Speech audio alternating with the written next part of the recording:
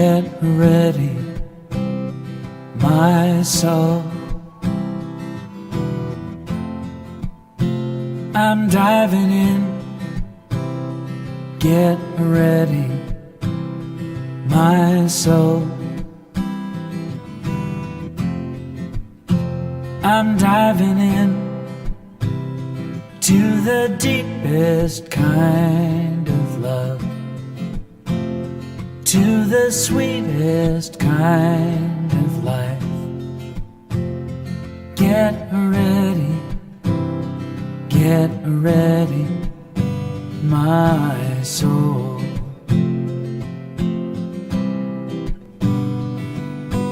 Everything I've ever done, everything I've ever seen, everything I've lost or won,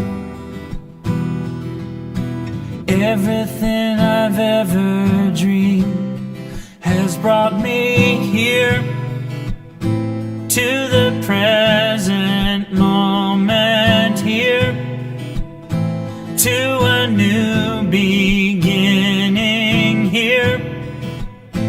And I'm seeing life so clearly now. Get ready, my soul. I'm diving in. Get ready, my soul. I'm diving in to the deepest kind of love,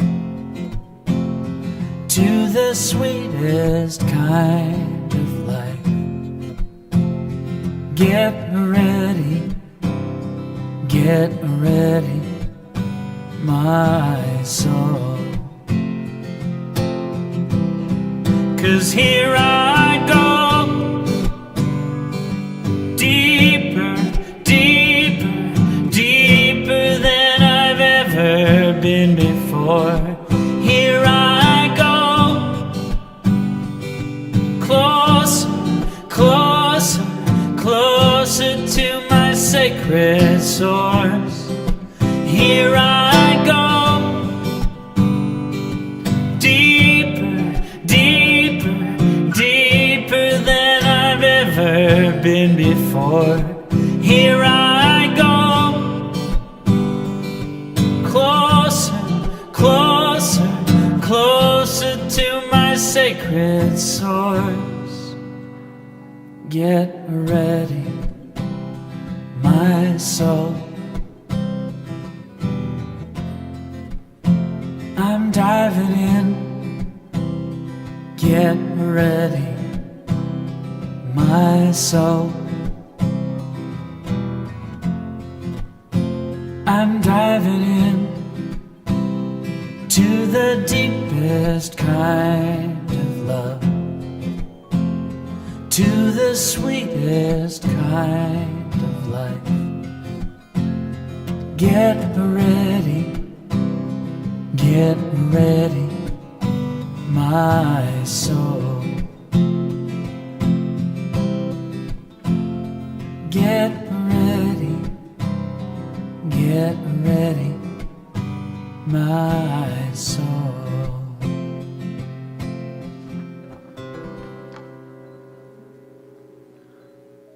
Good morning, everybody.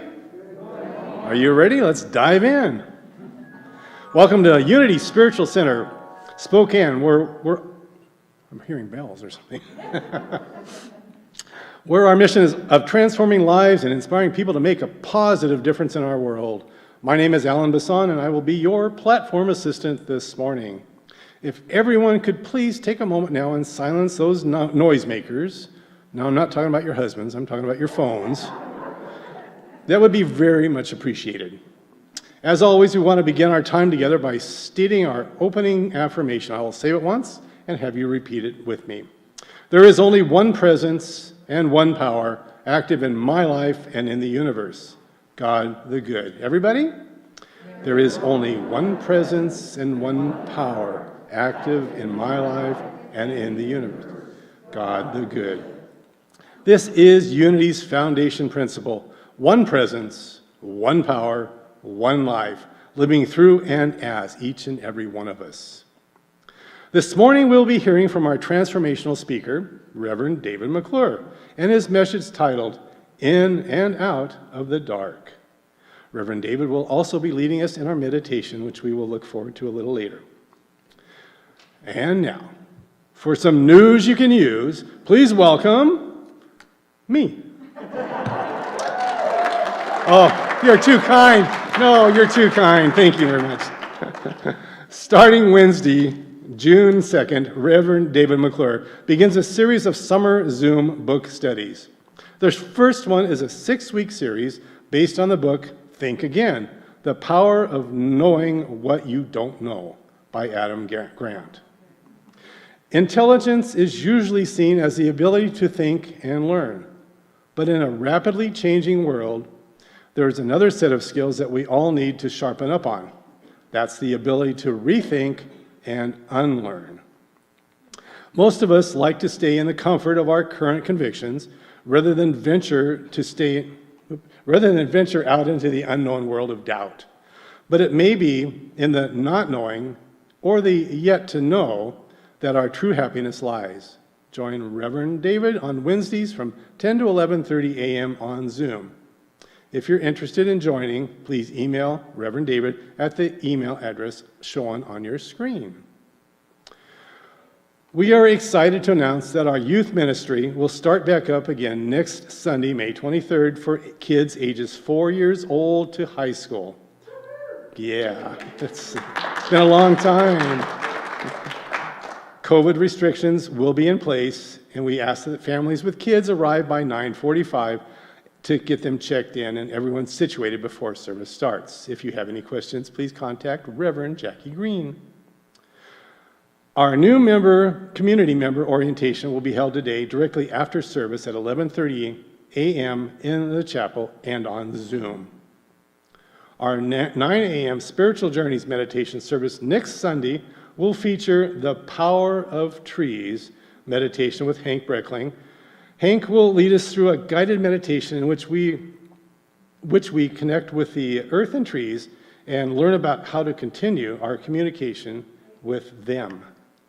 On the following Sunday, May 30th, we have Journeying with Mindfulness with Darlene Walsh Martin.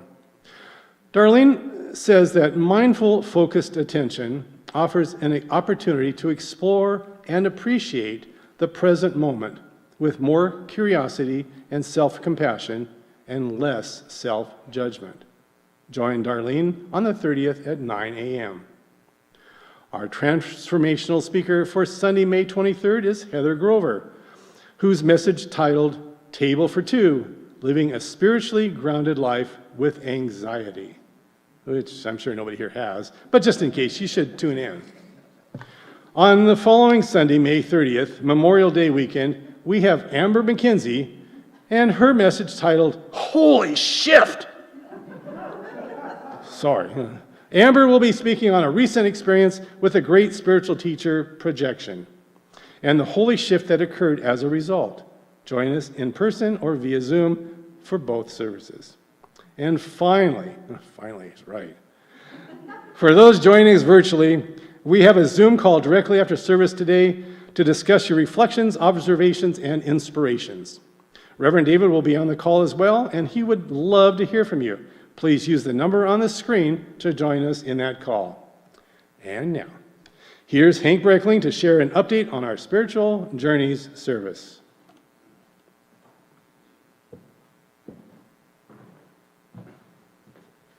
Good morning, everyone. So nice to see you all. I'm the coordinator for the new early service that we've started, which we're calling Spiritual Journeys. And I'm here to share a couple things about it. First of all, yesterday, I'm part of the youth education thing here, and we had a wonderful gathering yesterday at the park, and it was just wonderful. First time we've been together with the kids in person in a year, and it was absolutely wonderful. And one of the revelations I had during that time was that Zoom is a wonderful communication tool, and it's also a one-dimensional communication tool. That we're together in person, this communication happens between all of us on many different levels, through our bodies, our minds, our hearts, and it's just like this. Zoom is like this, and being in person is like this. And that's what we're bringing back. That's what we're coming back to now. We're rebuilding our spiritual center here, our whole thing. And the inspiration, the spiritual journeys of the first service is about that. It's about getting people reconnected, and we're asking people to come back to that. I'm also asking if any of you, we have a regular schedule of presenters, but I'm asking any of you who have something interesting that you would like to present in one of those services to please contact me. And I think probably do it through Amber. Email Amber, and she'll get it to me. But I'm interested in having people, if you have like a spiritual process that can you do in about a half an hour meditation, or just a half an hour meditation you would like to leave, please let me know. I don't want it to be I don't want it to be this inner circle. I want it to be open to everyone. So if you have something you really want to sound important. And I also ask you to really consider coming to that first service. The more you can be around people, the better it is. It's so much better here and in person than it is at home sitting on your sofa. So come on home. Thank you very much. Here's Joan.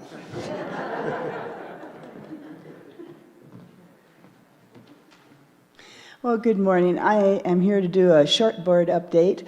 I wanted to just first of all say how I'm just so excited to see all of you here. I was thinking, I was thinking the old way, a beautiful Sunday, nobody comes to church. But we're also glad to be here that, it's easier. So I'm just very thrilled to see all of you again. And those of you who are at home, I'm really looking forward to seeing you too.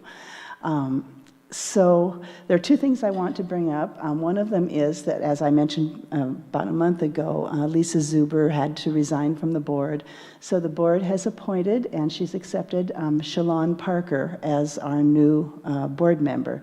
And Shalon is a longtime Unity member. She is the head of the art department at Gonzaga currently. And she's also the mother of Rosie, a wonderful girl who's coming to our Sunday school, and we're just thrilled to have her. So thank you, Shalon, for accepting. This thing I wanted to mention is with the recent announcements about masking and vaccinations and all of that, I wanted to let you know where we're at with that.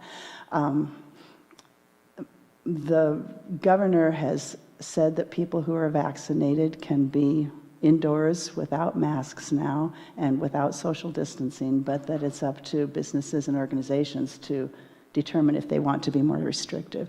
So in light of having various options, the first option, we've made the decision that people who are here speaking from this podium can remove their masks. That's our current step.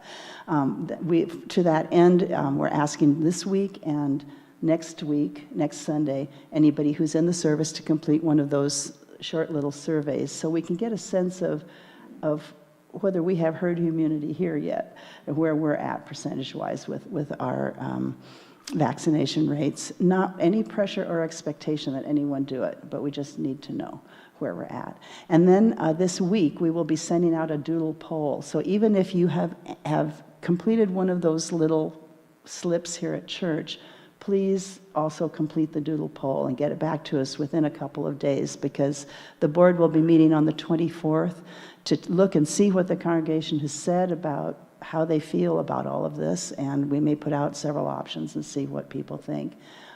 We just want to make this be a safe place and also be a place where people are wanting to be here and able to be here. So at the same time, we recognize that we're all dying to take these masks off. So we're going to try to meet as many of those needs as we possibly can. So please bear with us for another couple of weeks for this today and next Sunday for sure, and probably the following Sunday. We'll continue with our masks as is, and after that, we'll just see where we go. So thank you. And I would now like to, so speaking of reopening, we're doing this kind of a step at a time, and I'd like to introduce Sally Sledge. You all know her.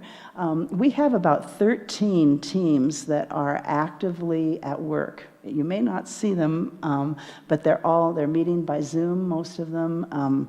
The landscaping team is obviously meeting in person, but there's lots of wonderful work that's being done right now. And the Connections team is one of our new teams that's focusing on welcoming and on social gatherings once we can do that. So Sally's going to tell you our next steps for that.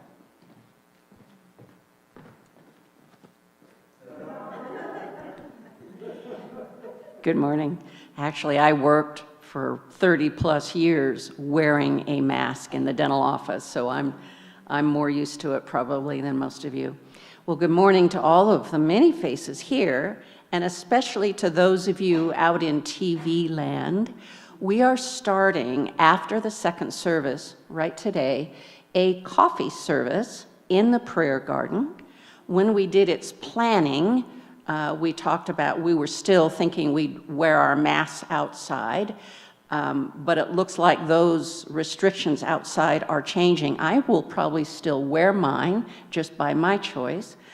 We want to be as careful as we can be and to welcome all of you who want to meet outside and have some coffee or tea or ice water. Those are our big 3 offerings. First time in over a year. Please think about that, and if you can't today, then think about it next week, because the Connections team has begun that tradition. Thanks, hope to see you there.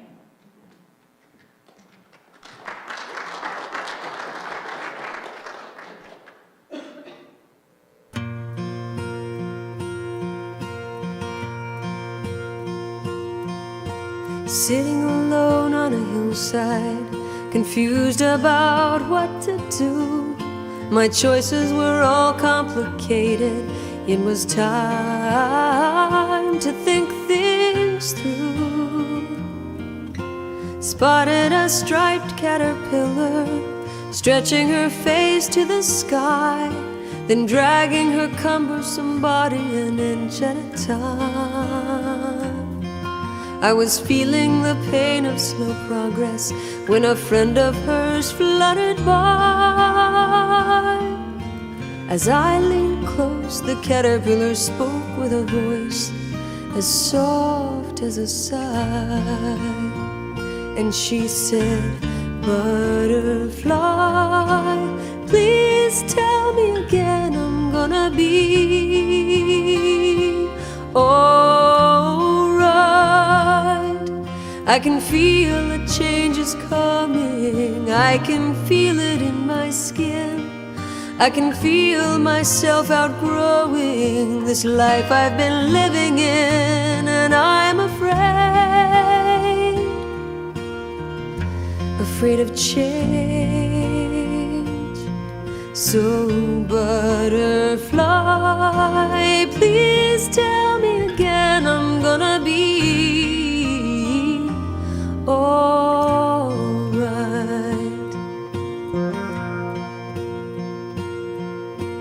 I'm like my friend caterpillar, afraid of that dark cocoon, wanting to hide in the tall grass when change is coming soon. But all of the things that we long for are born on the wings of change, and losses can lead us to blessings that we can't explain. So butterflies remind us there's magic in every life, and we can become what we dream of if fat, furry worms can fly. So I say, butterfly, please tell me again I'm gonna be alright. I can feel a change is coming. I can feel it in my skin. I can feel myself outgrowing this life I've been living in, and I'm afraid of change. So butterfly, please tell me again again, I'm gonna be alright. And on the day of my last breath, I expect to see angels like butterflies over my head. And I'll say, butterfly, please tell me again, I'm gonna be alright. I can feel a change is coming, I can feel it in my skin. I can feel myself outgrowing this life I've been living in. And I'm afraid of change. So butterfly, please tell me again, I'm gonna be alright. Butterfly, please tell me again, I'm gonna be alright.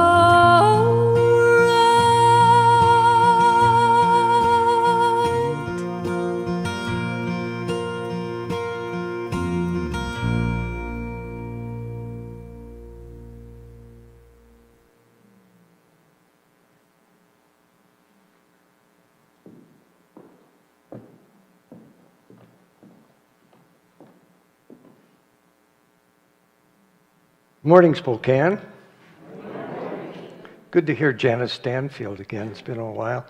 I remember when the Sledges had hosted a gathering with them. How many 100 years ago was that? It was quite a while ago. Yeah. You have no idea how glad I am to be standing up here on this platform again. It's been 142 years since I've been here. I feel like one of those cicadas that, is 17 years in the dark, and finally he's got four weeks to make hay while the sun shines, and I'm starting to make hay while the sun shines. So it's good to be with you. So many amazing things have happened to me up on this platform. I'm going to talk about some of them with you today because they all pertain to the way life works with us. And I'm sure your life is much the same. Two caterpillars were sitting on a branch of a tree and they were having a conversation, and suddenly they looked up and heard this wishing sound, and this butterfly flitted by. And the first caterpillar turned to the other and shook his head and he says, "You're never going to get me up in one of those things." But somehow, some way, they do get you up in one of those things. All of us get up there. The process is called metamorphosis. And it means creating something other than what the caterpillar started out to be. And we might say butterflies certainly aren't what they used to be. And that's true. Neither are you. You ain't what you used to be. Each and every one of us is continually going through metamorphosis, always becoming something more than we ever thought possible for us. But like the creature that now soars above us, it would seem we all have to spend a certain amount of time waiting, which means waiting in the dark, waiting in fear, waiting in uncertainty, waiting for the light to break through in our lives. One of my favorite movies of all time was called Cocoon back in 1985. You remember that movie? And it was an Oscar-winning fantasy about residents of a Florida rest home who got a new lease in life when they started jumping in the swimming pool next door. not knowing that it had been a place where creatures from outer space, aliens from the planet Anataria, had been using the swimming pool to house and store their cocooned brothers and sisters, which gave the water a certain rejuvenating quality. And as they jumped in, they got more energy and more vitality, and eventually the cocoons hatched. And what emerged out of this dark confinement were beings of light. You remember they unzipped themselves, and there was this being of light that was in there, and the residents themselves wanted to become beings of light, and some of them even wanted to leave the planet and go where these aliens came from. And eventually, the message of the movie seemed to be that out of the darkness of the cocoon, there emerges a rejuvenating being of light, ready to begin a new stage of living. Now, for the most of us, darkness is a scary place to be. And we want to spend as little time as possible there, whether we are talking about a dark night of the soul, a cave, a cocoon, or even a grave. If we've planted seeds or bulbs, we can hardly wait for them to emerge out of the darkness of the earth into the light of day. And the same can be said of you and I when we're going through a particular dark passage in our lives. Any of you in the last year or two gone through a particularly dark passage in your life? Something was going on. I can't quite remember what it was. I remember at one time saying from this platform, the Unity minister is a full service minister, from the womb to the tomb, from the basket to the casket, and from the caterpillar to the butterfly. It reminds us that we are all in this metamorphosis, this transition that brings us eventually back out into the light. There's always light. There's always new life. The quality that's needed by all of us, as Jana sang in that song, is bravery. So this morning I want to talk about bravery. Bravery is defined as the quality or state of having or showing the faith or the strength to face danger, fear, difficulty, and darkness. We've all faced these, not just in the last couple of years, but throughout our lives. And we certainly are living in times right now that call for us to be brave beyond what we have ever been before. And this is really a dark place in our planet's incubation, it would seem. So many of us were inspired, I think, by the words of the young Amanda Gorman at President Biden's inauguration. I was especially touched by her final words when she said, "At every corner called our country, our people, diverse and beautiful, will emerge, battered and beautiful. When day comes, we step out of the shade of flame, and unafraid the new dawn balloons as we free it. For there was always light, if only we were brave enough to see it, if only we were brave enough to be it." Now, there are different kinds of bravery in this world. There's a kind of bravery demonstrated, in Jim and Sally, you'll like this one. Ethel Epstein interrupted their vacation to go to the dentist. And Ethel said to the dentist, I want a tooth pulled, and I don't want freezing because I'm in a big hurry. And Ethel said, just extract the tooth quickly as possible and we'll be on our way.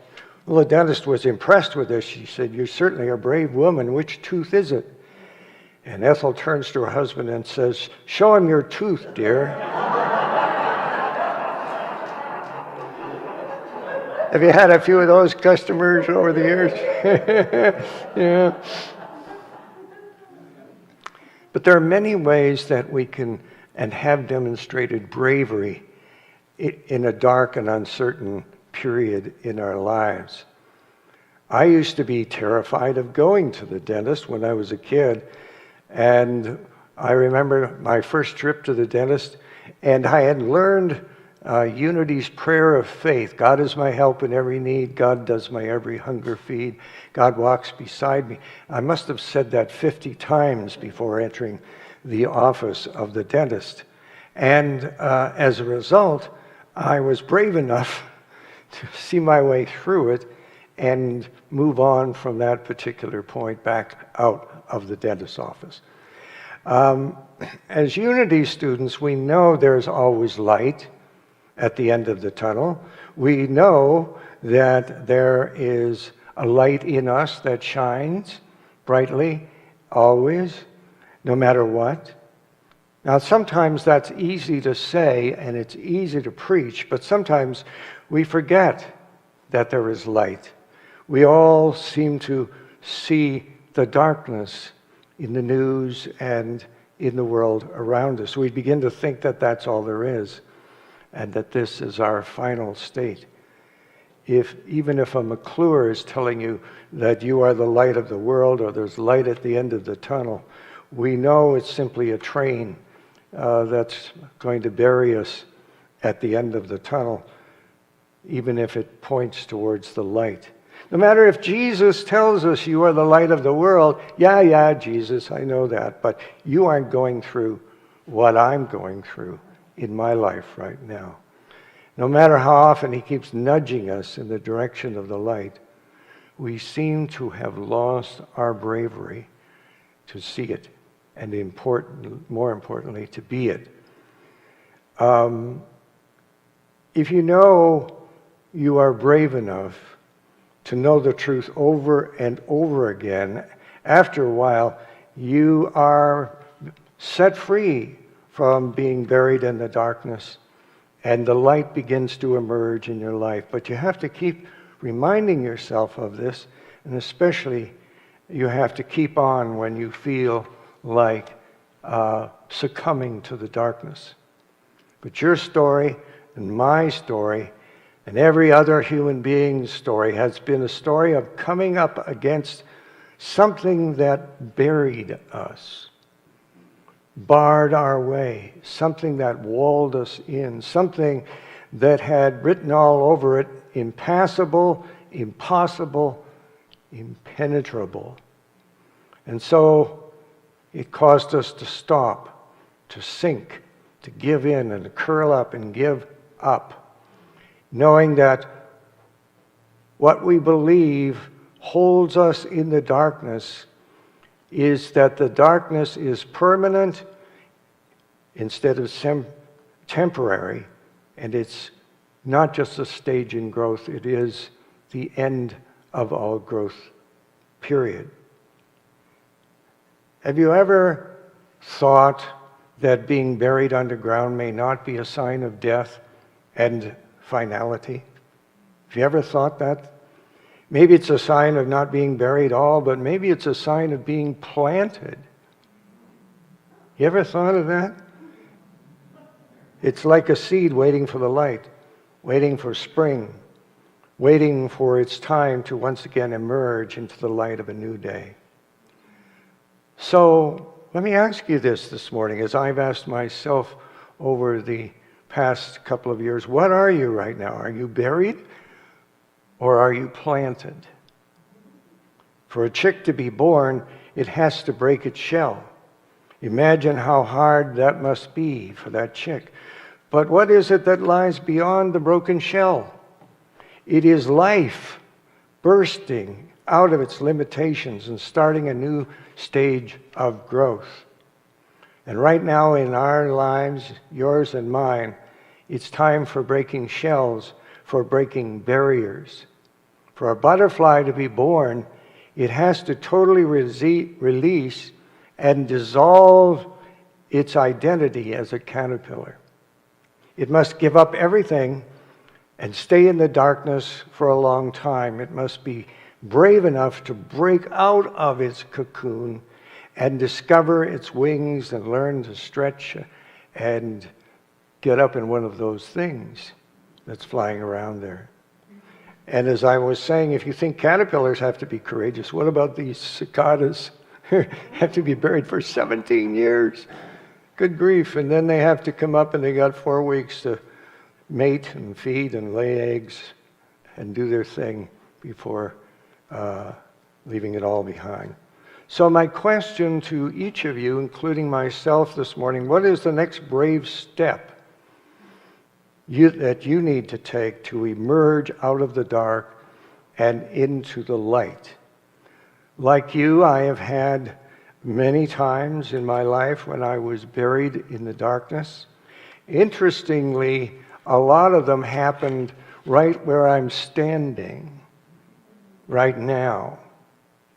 The first dark place happened about 44 years ago. Before I tell the story, we want to congratulate Alan and Diane Bisson this morning.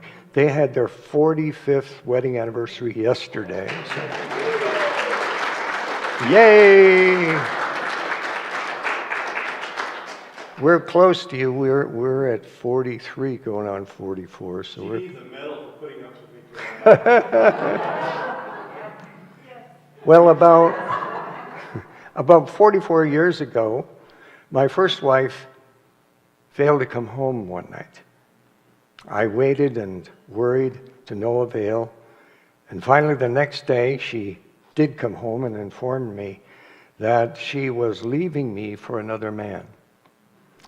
We divorced a few months later, and that was probably the darkest period of my life at that time, and I had to come up on this platform and announce to this congregation that this had happened in my life, and if they couldn't deal with a divorced minister, then I was packing it up and leaving, but they finally accepted me. But this darkness really took a toll on me, and as dark and as dim as that day was, it emerged into the light, and I was reborn when a beautiful gal by the name of Donna walked into the church, and we were married 2 years later after this event, right here on this platform. So the darkness emerged into the light. 7 years ago, some of you might remember that I stood up here and announced on this stage that I had stage 4 metastatic melanoma, and that the doctor told me that I had 6 months or less to live. Again, the darkness enveloped me and swallowed me up in that. But the light returned, and the love and support returned when Jackie Green came into my office and put a copy of the Spokesman Review down, and it said, breakthrough drug has just been okayed for service, and this drug was called Keytruda, and at that particular point, I started taking the drug. I was one of the first in Spokane to take this drug. Some other minister followed me with that. I think his name was Gary, but I can't remember. But anyway, I stand before you today in total remission from stage 4 metastatic cancer. And so the light has returned. More recently, in November of 2020, just before I was scheduled to speak from this platform, both Donna and I tested positive for COVID-19.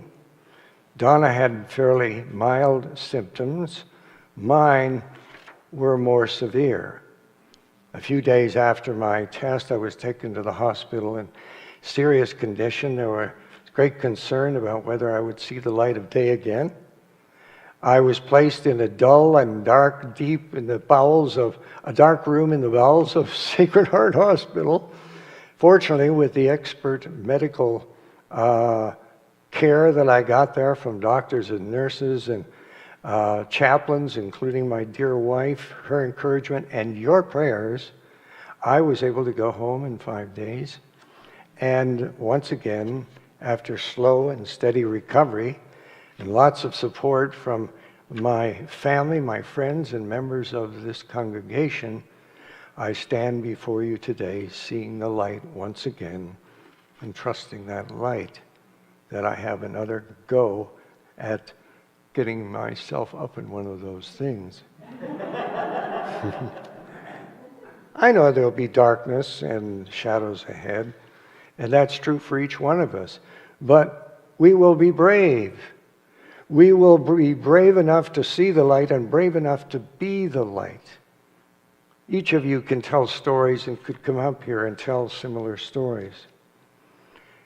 You know, when two members of the Hopi Indian tribe meet, they don't say, "Hi, how are you?" They say, "So, you've come up to here. You've come up to here. Today is the world and your world and your life has come up to here, to this point. It is a world that has experiences for and with you. It is a world that has been hard at times, almost impossible to break through. It is a world you have succeeded in part and failed in part, like every one of us here today. It is a world in which you can believe that fat, furry things can fly. And life most assuredly can get you up in one of those fat, furry things and see you fly. So we've come up to here.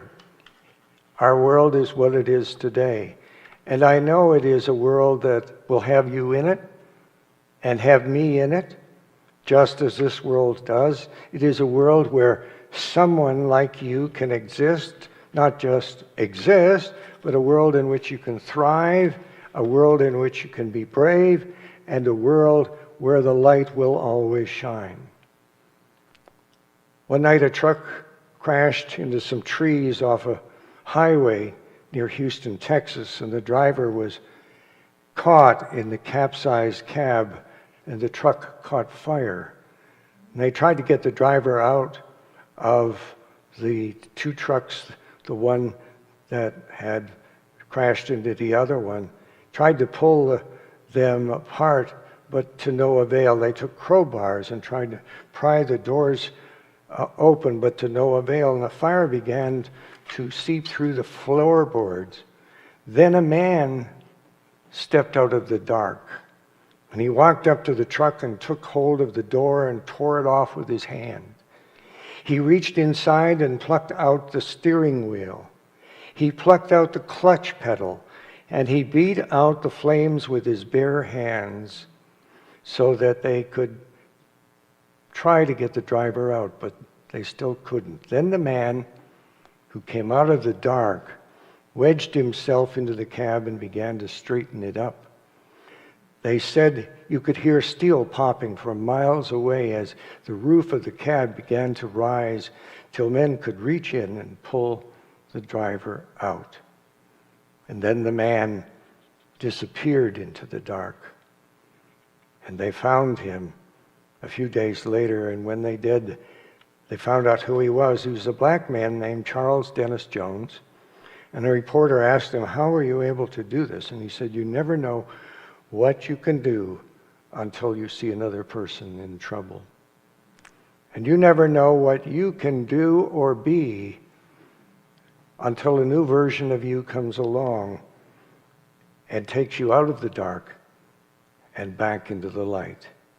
For there is always light, if only we were brave enough to see it and only brave enough to be it." Thank you. Bless you.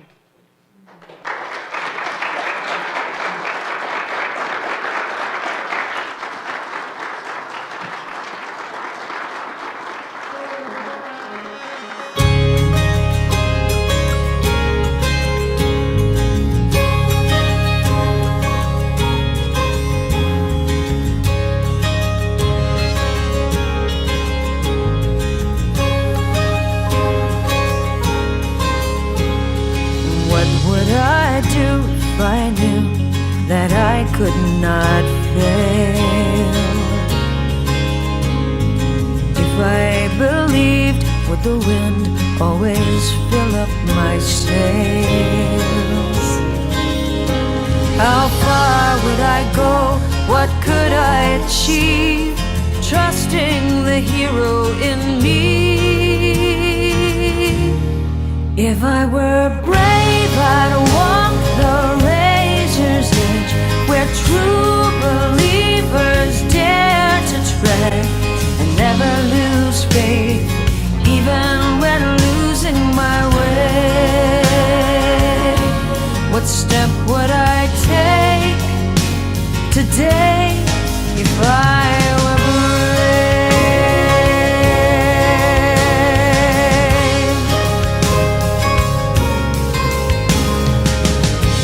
What would I do today if I were brave? What would I do today if I were brave? What would I do today if I were brave? What would I do today if I were brave?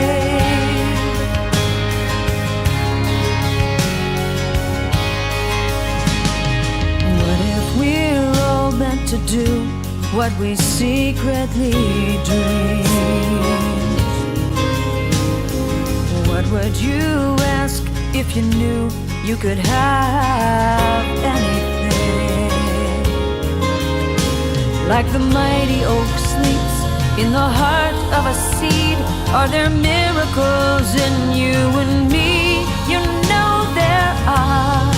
If I were brave, I'd walk the razor's edge, where true believers dare to tread, and never lose faith, even when losing my way. What step would I take today if I were brave?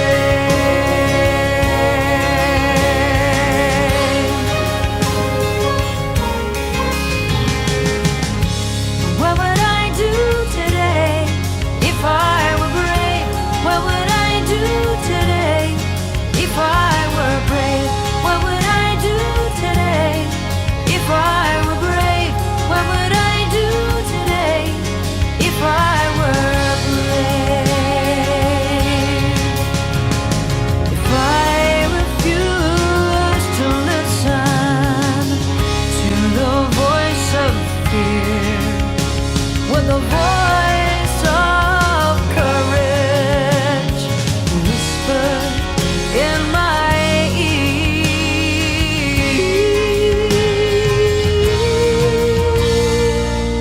Maybe this is what I'd hear.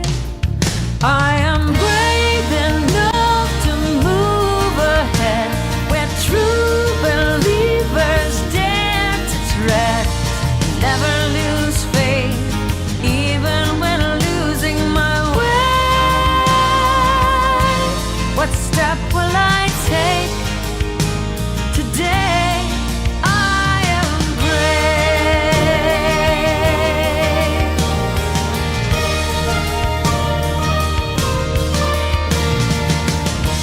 What will I do today? I am brave. What will I do today? I am brave. What will I do today? I am brave. What will I do today? I am brave. What will I do today? I am brave. What will I do today? I am brave. What will I do today? I am brave. What will I do today? I am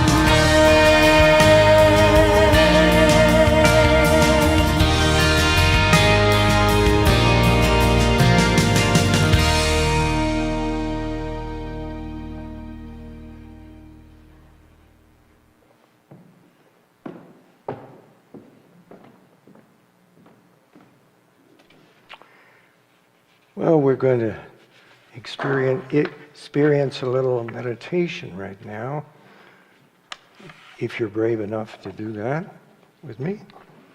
And the first brave thing I invite you to do is to relax and get comfortable.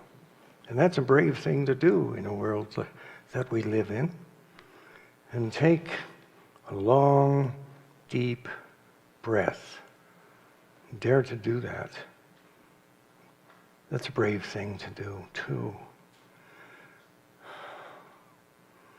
And relax and let go. Let it all go.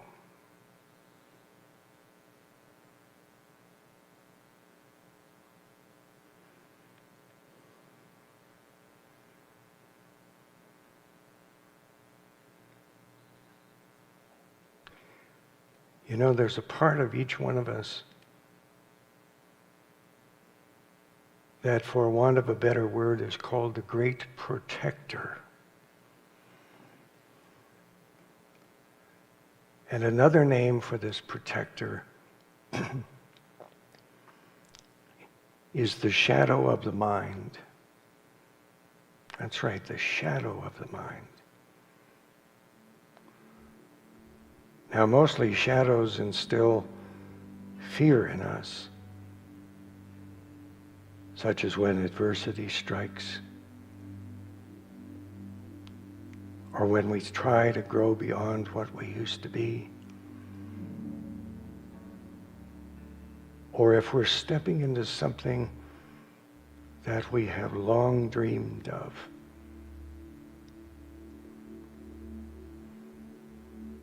Maybe you are about to step into something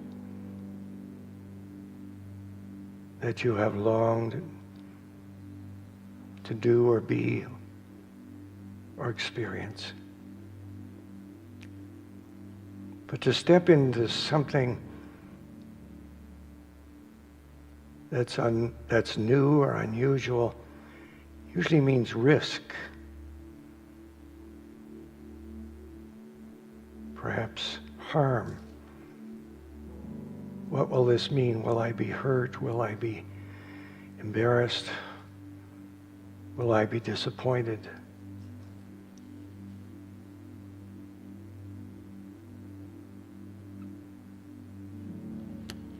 So this shadow of the mind tries to override our aspirations. And sometimes it does this by berating and belittling us, or keeping us caught up in anxiety.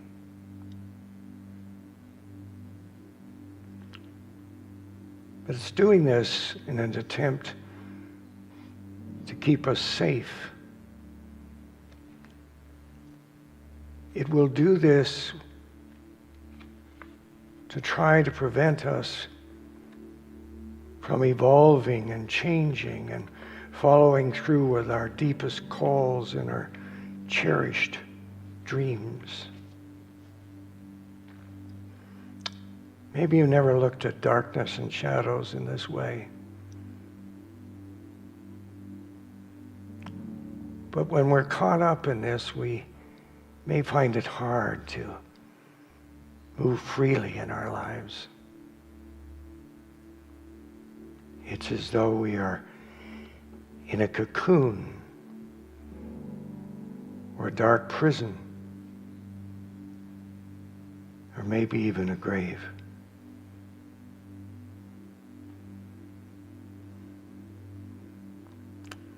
Early in my life, I used to lie on the floor for meditation. But I began to have this feeling of being overwhelmed, of being vulnerable, undefended.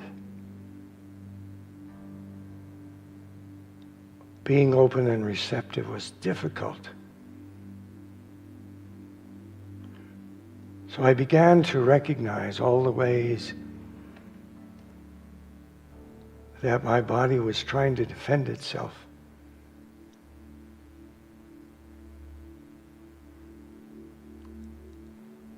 I hadn't seen this about me before, that my shadow was holding dominance over my body and my being. But when I did, I was able to release the shadow.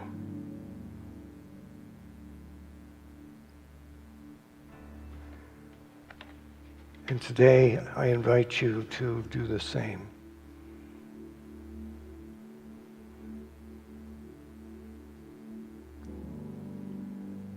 When something in your life fails or shifts, when a challenge or change sprawls forward, when a condition isn't met or a door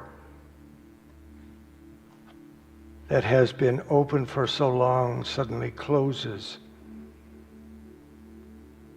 or a perceived safety and comfort is threatened. This is the shadow of the mind, trying to protect you, it says, rising up and assuming dominance. It especially rises up when grief knocks on your door. You try to sit down and meditate and breathe. And fear comes to the surface.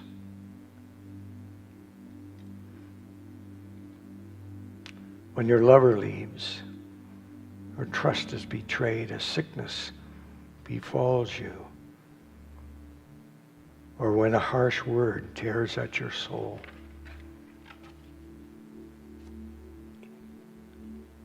The shadow of the mind shows up to maintain safety and order. And we hide there.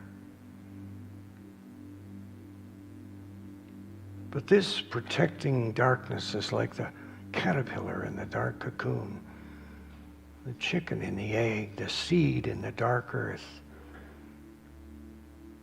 While it seems to hem us in, it seems to restrict and hold us back.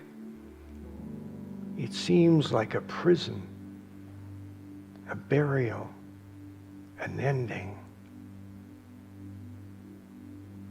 But it only seems to be this. This is not an end. This is just the beginning. Ultimately, we begin to say no to the darkness.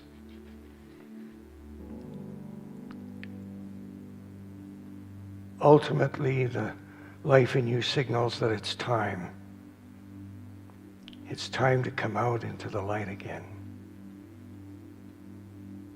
It's time to break the shell, open the cocoon, break through the hard earth and rise from the tomb.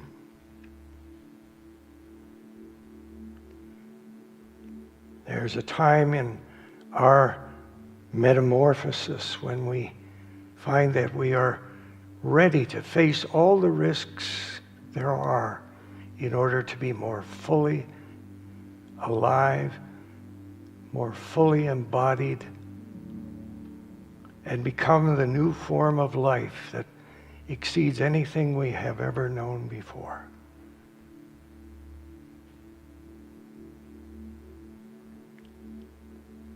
You and every other part of creation has always held this power to transform itself.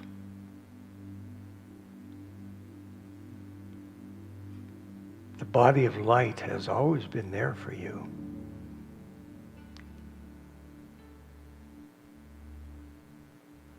And there comes that time when you will uncover the veil, the shadow,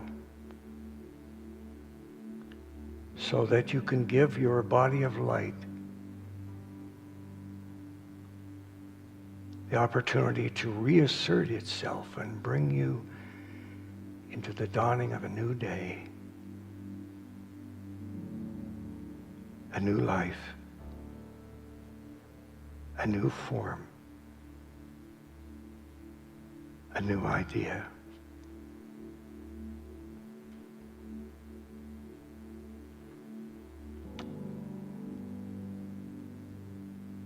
our master teacher. Jesus said the eye is the lamp of the body. So if your eye is single, your whole body will be full of light.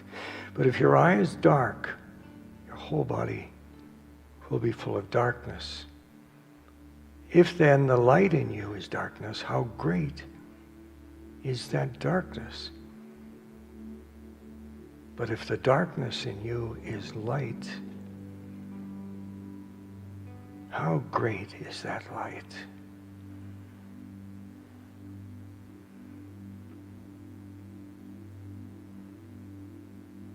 So we come back into this world with courage and bravery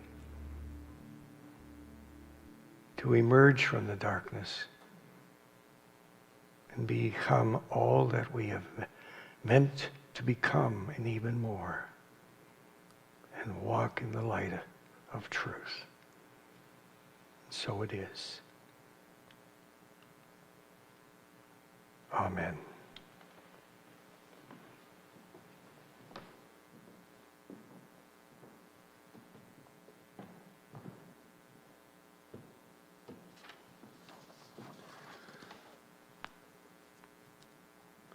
Thank you, David, for that inspiring talk and meditation. I would ask that you don't make like a cicada and disappear for another 17 years. We need you. I was also inspired by that song by Jana, that something that we maybe could all think about in the next few days or something. And what would you do if you were brave? I think that's kind of food for maybe a whole future talk where everybody comes together and tells what it was they came up with and what they did in their lives. It's just kind of exciting to think about something like that. Anyway, unity stands for peace in the presence of conflict, for love in the presence of hatred, and for forgiveness in the presence of injury. Unity honors the many names for God, the many paths to God, for we know that there is only one power, one presence, and one life. So wherever you are on your journey of spiritual transformation, you're welcome here. If you're new to our ministry and are interested in learning more about our upcoming transformational speakers, workshops, and events, please sign up for our email newsletter by texting Unity Spokane to 22828, or sign up on our website at unityspokane.org. We would also like to connect with you on our social media, Facebook, Instagram, and YouTube. Just search for Unity Spokane Center, Unity Spiritual Center Spokane to find us. Let's take a moment now and acknowledge and bless each other with a socially distanced namaste, high five, or even an air hug. Whether you're here in the sanctuary or at home, please feel free to stand up as you're able and send your conscious, loving energy to those around you.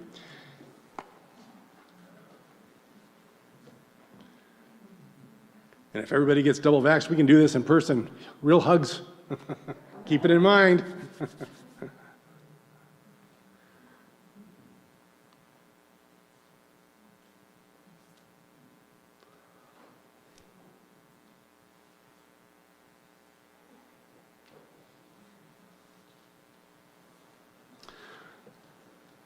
Now it's time to celebrate our abundance together as we share our gifts and love offerings. For those of you feeling the divine call to financially support our ministry today, you can drop your offering in the glass bowl in the back of the sanctuary.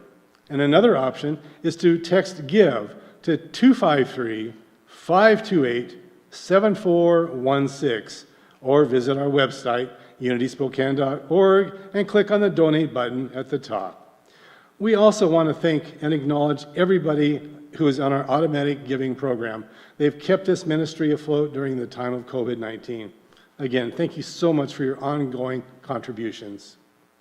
With that in mind, let's take a moment now to sink into our hearts and bring forth a feeling of gratitude as we say together our love offering blessing. Everybody? I know that my giving blesses and multiplies all that I am, all that I have, and all that I give and receive. I give thanks for the abundance that is mine to share. Our chaplains today are Tim and Steve, who have been holding the service in prayer for us today. Chaplains, can you please stand? Or Steve? He's okay. Well, he'll be here. Both of these guys are being down front after this service, and this is the first time back in a long time that you can actually pray with our chaplains. So if you have something that's heavy on your hearts, or even if it's something you want to help celebrate, come and chat with these guys after this service. They'll be available. And I want to thank Tim and Steve so much for their service today. We would like to encourage anyone who is in need of prayer support to please fill out the prayer request form found on the table as you enter the sanctuary, or you can submit your request through our online form. Simply go to unityspokane.org and click on the Contact Us button on the main page. You will be taken to a prayer request form. Names are added to our prayer list and are prayed over for 30 days by both our prayer ministry and Silent Unity. All right, let's now join together for our closing prayer for protection, followed by the peace song. Everybody, the light of God surrounds us. I am the light of God. The love of God enfolds us. I am the love of God. The power of God protects us. I am the power of God. The presence of God watches over us. I am the presence of God. Wherever I are, God is, and all is well, and that's the truth.